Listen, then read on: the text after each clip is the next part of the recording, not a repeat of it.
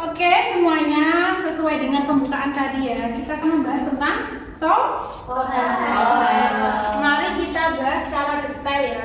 Bagaimana itu tentang toharo, entah itu macam-macam toharo, entah itu cara bersuci ataupun cara implementasinya dalam kehidupan sehari-hari. Oke, yang pertama kita yang akan bahas adalah pengertian dari toharo.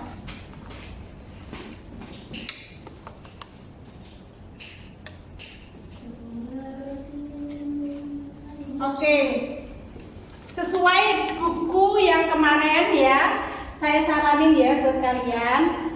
Saya mau tanya nih, di sini siapa yang udah baca buku tentang toharo? Belum Ada? Belum ada? Ini nggak ada yang baca?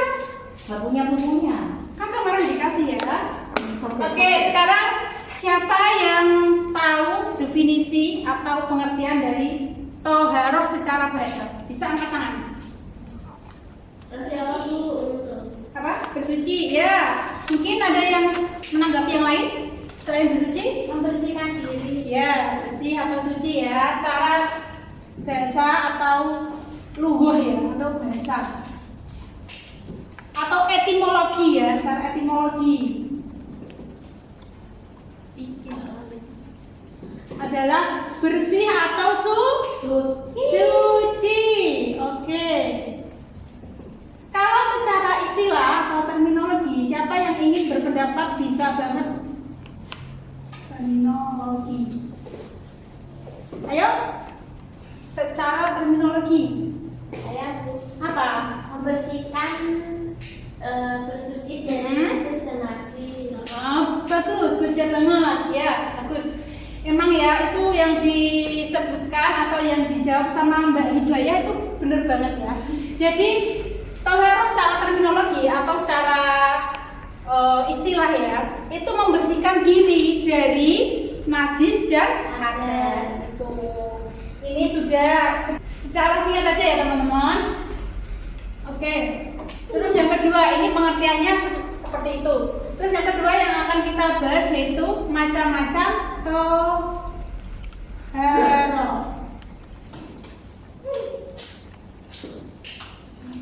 Anakku. Aku lapar. Sebentar ya. Bentar lagi kita akan istirahat. Oke, macam-macam toharo. Di sini macam-macam toharo itu ada dua. Yang pertama, toharo untuk menghilangkan betul. Toharo dari najis. Terus yang kedua, toharo dari apa? Hadas. Pinter. Ini udah pinter tapi katanya belum baca bukunya, nggak bisa loh ini. Bagus loh ini. Biasa suku. Dari hadas. Oke, sekarang saya mau tanya. Najis itu menurut fikih ya, menurut fikih hadis itu dibagi menurut fikih ya, najis itu dibagi menjadi berapa? 3. Apa semua? Ayo Mbak Dia, yang pertama. Najis mughalladha. Yang pertama dulu.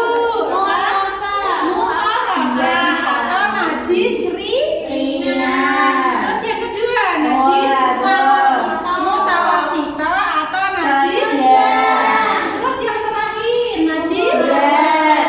Ya, najis berat. Oke, najis muharram itu najis yang bagaimana? Yang ringan, Bu. Yang ringan itu Kayak pipis Artisnya apa?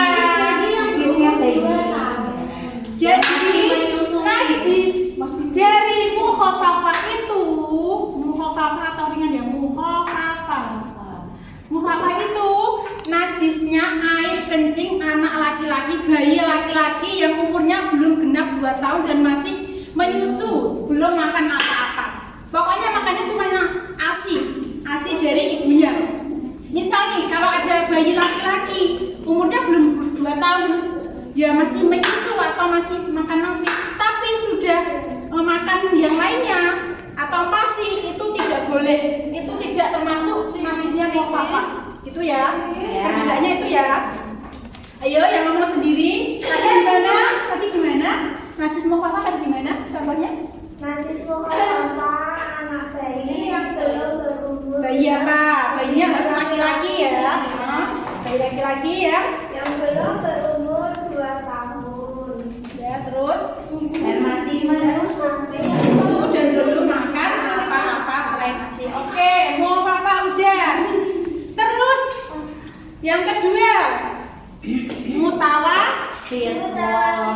Mugolado aja biar gampang, nanti mau mutawasitohnya biar kalian paham gampang. Yang kedua mugolado aja ya, mugolado itu najis apa? Najis berat. Najis berat. Contohnya apa Mbak Dina? Air anjing. Ya sama apa? Ada dua loh. Ada dua. Ya sama. Babi. Kinjirun ya, kinjirun atau baby. Ya. Terus yang ketiga mutawasito. Mutawasito itu yang bagaimana semuanya? Yang sedang itu berarti contohnya apa? Ringan. Selain yang di muhafafah sama mugolado itu maksudnya di mutawasito seperti tai ayam, terus seperti tai cicak, tai kucing dan lain sebagainya. Jadi selain dari najis yang tergolong muhafafah sama mugolado, ini masuknya di najis mutawasito. Ingat-ingat pokoknya mutawasito itu paling umum. Pokoknya kalau kalian udah hafal yang muhafafah sama mugolado itu. Jadi intinya najis mutawasito itu selain yang tergolong dari najis mukhafafah sama mugolado, itu aja. Pokoknya selain ini sama selain ini maksudnya mutawasito gitu ya, lebih gampangnya. Udah sekarang toharoh yang hadas. Hadas itu dibagi menjadi dua. Yang pertama hadas kecil. Terus yang kedua Besar. Bagus. Hadas kecil itu yang bagaimana? Mabuk. Mabuk. Ya, tentu mabuk itu termasuk hadas kecil. Yang mana hadas kecil itu cirinya? Pasti cara bersucinya dengan cara wudu. Kalau hadas besar cara bersucinya dengan mandi. Itu ya. Udah, ini sedikit materi tentang macam-macamnya. Terus yang poin ketiga itu tentang cara bersuci. Di sini cara bersuci itu yang pertama ada wudu. Terus yang kedua ada mandi. Terus yang ketiga ada tayamum. Ada satu lagi. Siapa yang tahu? Istinja. Pinter, Mbak Syarifah. Istinja. Oke, sekarang untuk wudu ya, kita kan setiap hari udah gede-gede gini pastinya udah sholat, udah tahu lah ya. Rukun wudu ada berapa? Ada 6. Semua udah bisa. Ini nggak usah dibahas ya.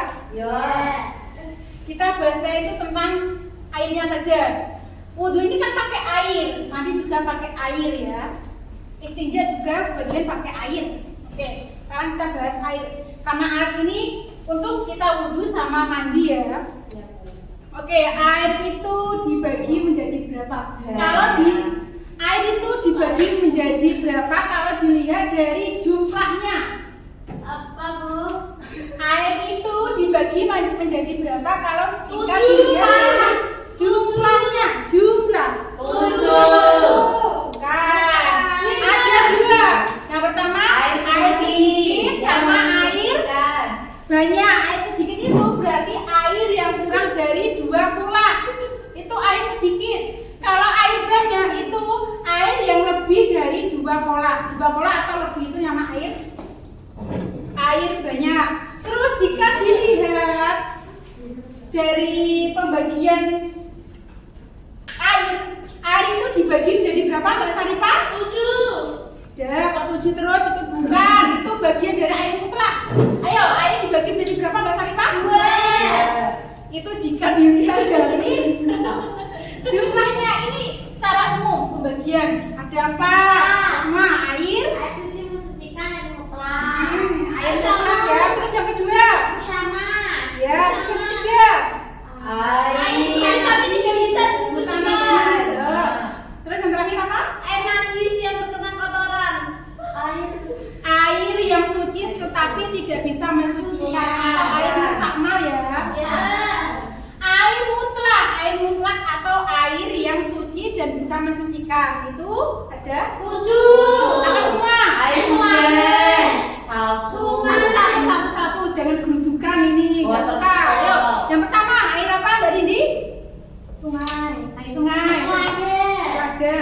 Telaga ini ikutnya ini udah. Salju.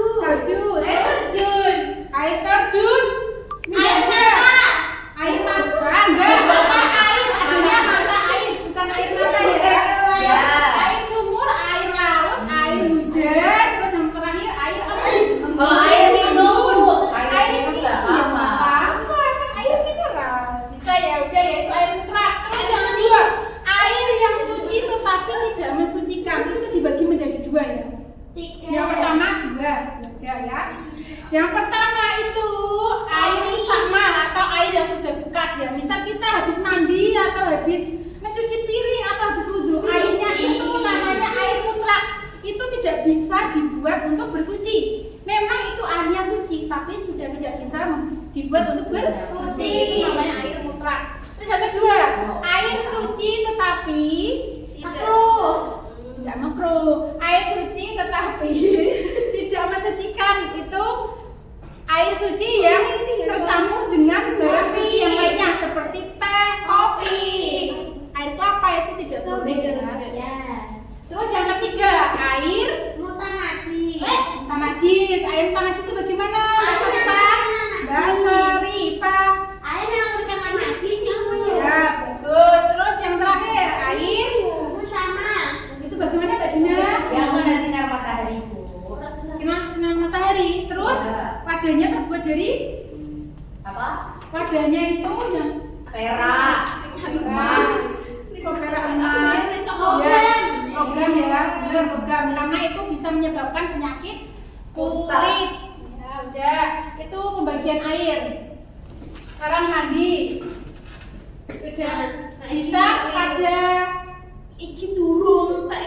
Niatnya mandi, ayo ya jangan berisik dong, yang belakang dong. Tolong dikondisikan dong. Mandi apa, Bu? Mandi bisa. Ada yang sudah bisa? Ya, sudah bisa lah. Kalau diganti mandi boleh nggak? Belum balik, Bu. Nggak boleh kayak gitu ya sama gurunya ya. Nggak boleh kayak gitu ya. Oke. Gimana Mbak Rindi? Coba niat mandi. Bisa. Bus. Bismillahirrahmanirrahim. Itu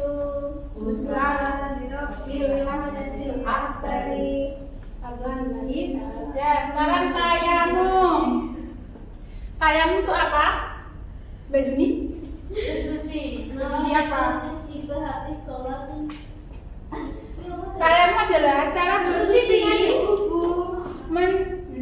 Bersuci dengan debu atau membersihkan najis atau hadas menggunakan debu atau turab ya, turab atau debu ya.